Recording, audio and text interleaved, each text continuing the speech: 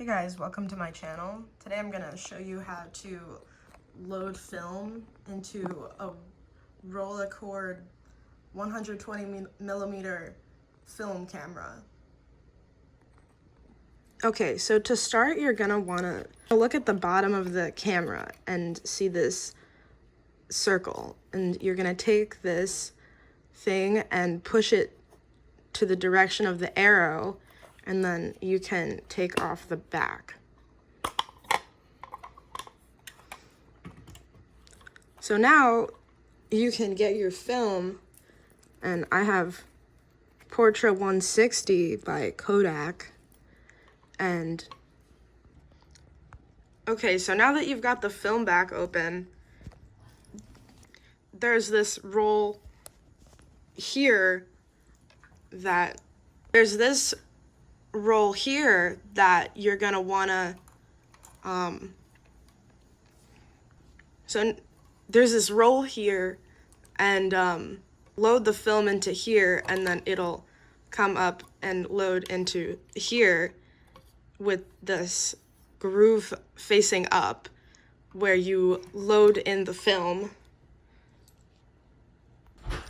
So now you're gonna wanna take your roll of film. Where's my wallet? You're gonna wanna take your roll of film and have it so the end of the film is coming up from the bottom. And you're gonna pull this lever out and align it with the other side.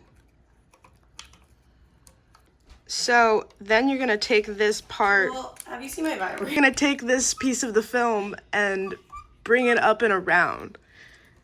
And this tab is gonna go in here.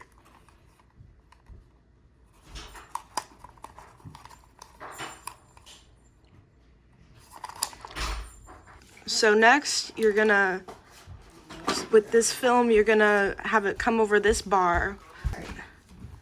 After you load it into this groove right here, you're gonna bring